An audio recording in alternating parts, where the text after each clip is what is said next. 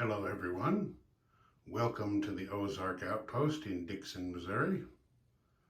This is going to be Germany and the Soviet Union, July 43. We started off the new turn as usual with the Latin America random event, and we came up with an Axis coup in Paraguay. It's not the first time we've had that. So, since Paraguay, zoom in a little there. Since Paraguay was pro-Axis, it aligned to Germany. Germany just picked up a militia, but it does give them another mark for their income. All right, then Germany rolled stage 1 for advanced submarines and improved construction. Now, at this point in the game, it's going to be very unlikely that they can start a new technology and be able to do anything with it, because there's only 5, including this one, there's only 5 turns left in the game.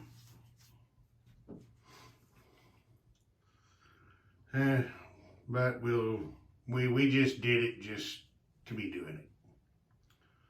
All right, the Germans weren't able to roll for any spy rings, and they did not have any counter-espionage rolls. For their build, they finished 4 fortifications. They started another fortification. They built a fighter, a U-boat, a transport, 4 medium panzers, 2 self-propelled artillery, and a militia. And they built 1 infantry to lend-lease to Vichy France, and they decided to lend-lease 7 oil to Italy. Okay, the Germans weren't able to undertake any spy actions. The British double agent was found out and executed by his own side. Germany also spent 2 marks on an atomic research roll, which they missed. And now that brings us to combat action. Okay, so let's turn like this. Oh yeah, we can get that done. Okay, so we start out here in the north. Let's see. Well, I don't remember exactly where he came from, but this panzer rolled into northern Russia unopposed, captured the territory, picked up an IPP. The Luftwaffe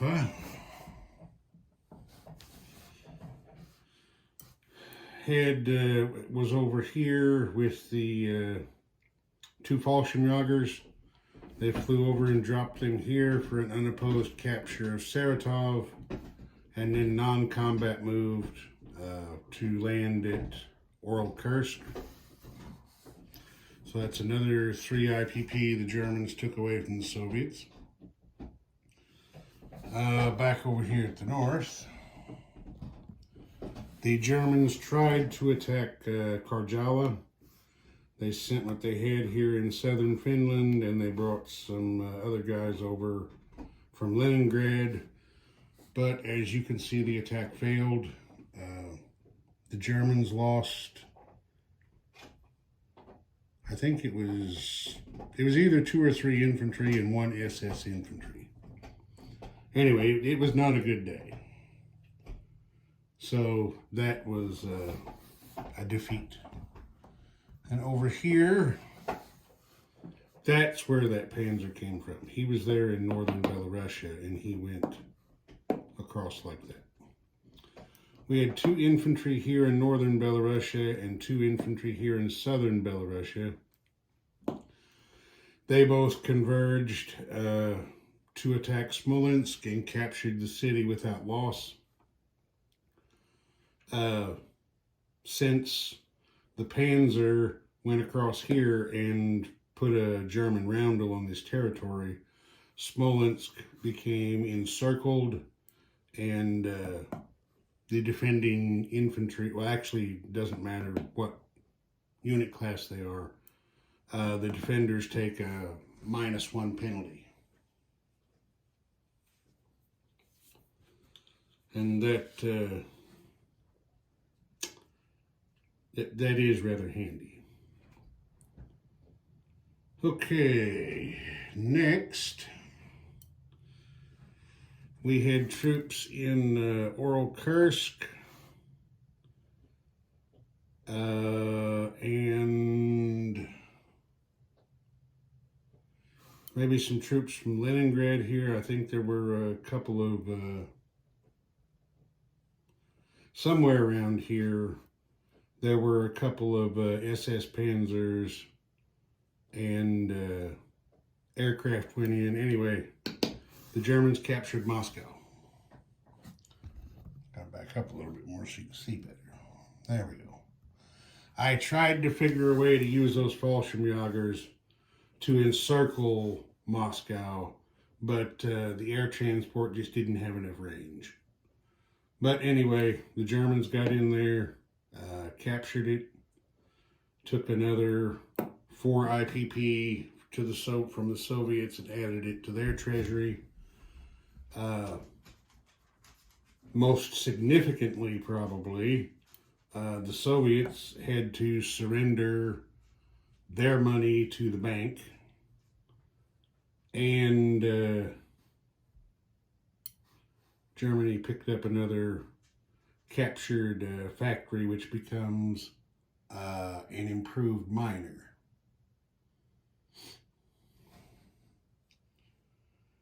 All right, the capture of Moscow cost the Germans 3 mechanized infantry, 2 artillery, a cavalry, 2 medium panzers, and 1 tactical bomber.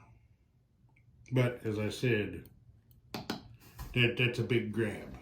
You know, you got to take some casualties to make it happen. By God, that's what you do. And the strategic bomber landed there. There's also a medium bomber there. I am playing reinforced bases, so the aircraft can land at a newly captured airfield. And down here, we had an attack from Taurida and eastern Ukraine into Donetsk, Kuban. As you can see, the Russians put up a pretty good fight. The Germans took the territory, but it cost them 2 infantry, a cavalry, and an SS cavalry to get it done. But anyway, that removed a German counterattack force, or a Soviet counterattack force there.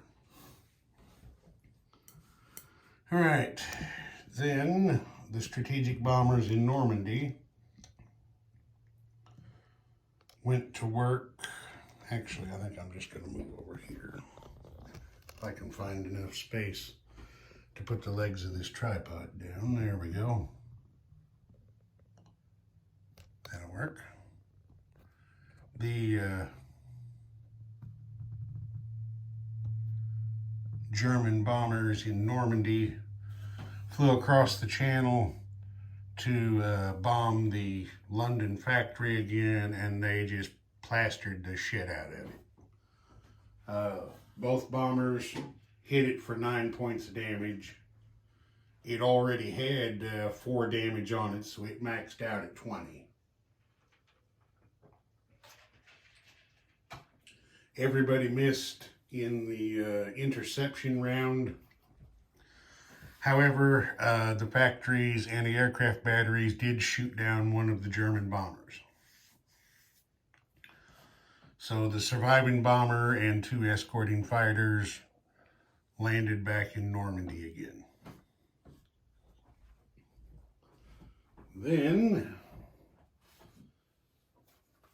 the Germans moved on to convoy raiding. I think we're going to go like this in this corner to try to do convoy raiding. Let's see. Yeah. This U-boat here off of Gibraltar in Northwest Africa hit the East Atlantic line for 4 pounds of damage. The convoy defenses missed him. Then this U-boat right here hit the West Africa line, but he missed, didn't roll good enough. The convoy defenses, as you can see, missed him. Then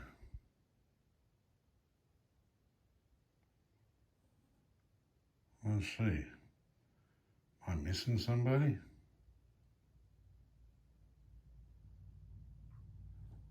I don't know. Says here, I'm having a little trouble remembering because I actually played this turn yesterday afternoon, but I'm just getting around to filming it. Anyway, it says here, I had another U-boat hit the West Africa line, but missed. I don't know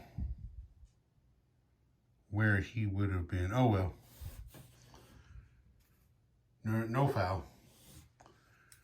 And over here,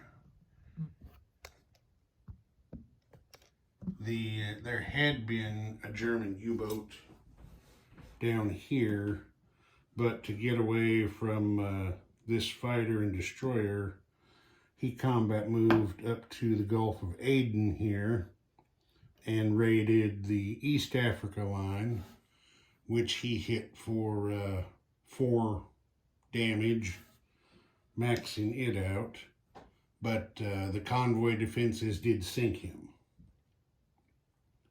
So that was kind of a bittersweet victory for Admiral Donuts. Then over here,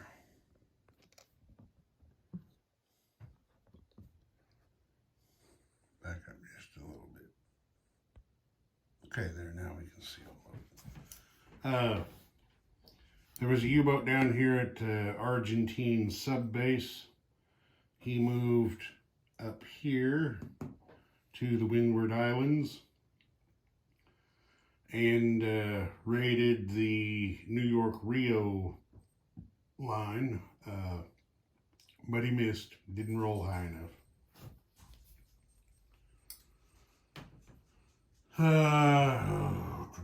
Down here as long as we're here, down here in Latin America, Germany decided not to do anything, just maintain the status quo.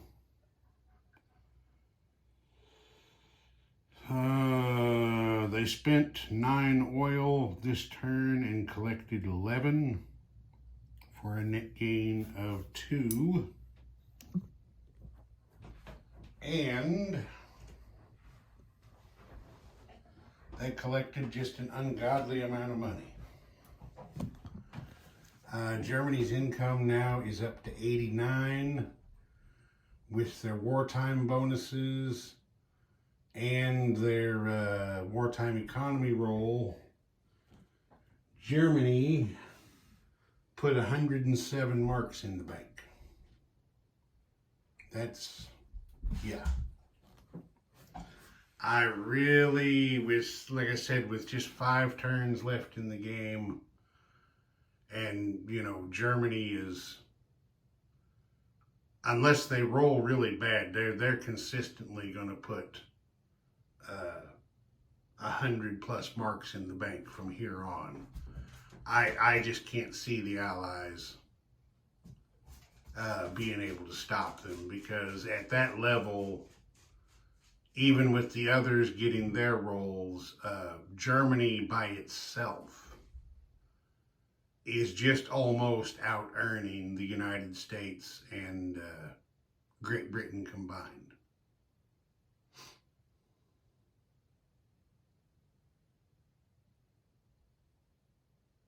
Well, if you just go straight income numbers and not worry about the bonuses, the Allies have the United States and Great Britain have a very slight edge on Germany.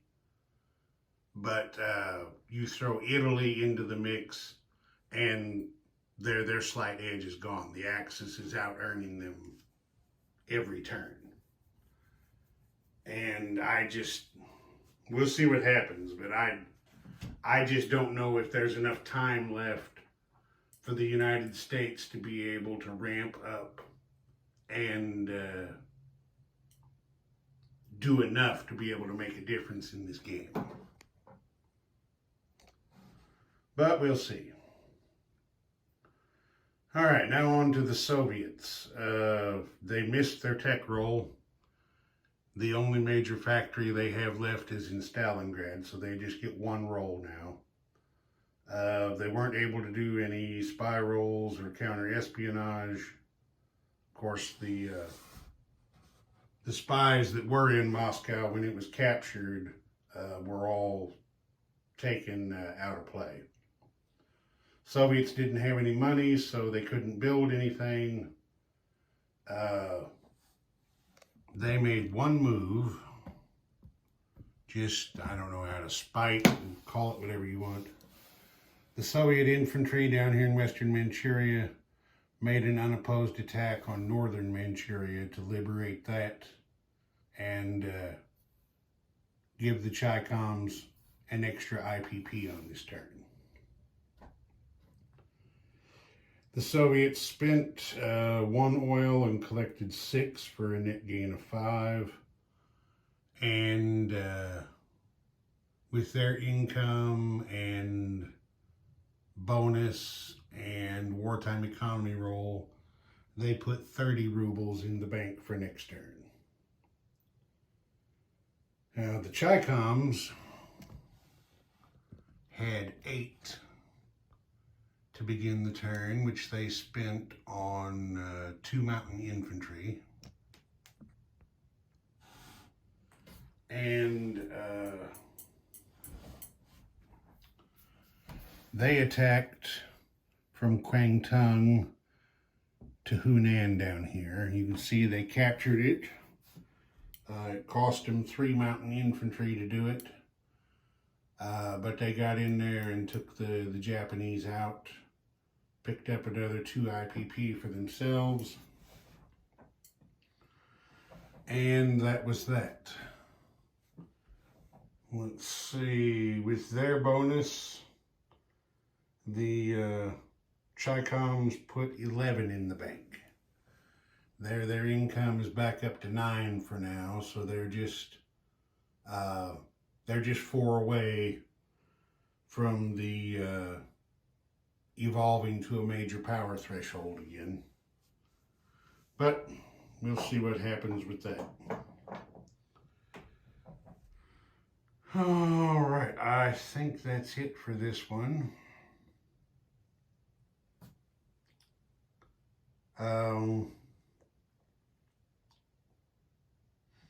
Germany did a little non-combat moving. I guess I can show you that. They took their SS infantry from Yugoslavia and grouped them up over here in Bulgaria. They pulled a mountain infantry back from Peloponnese to Thessaly to garrison it, since it is worth an IPP. They moved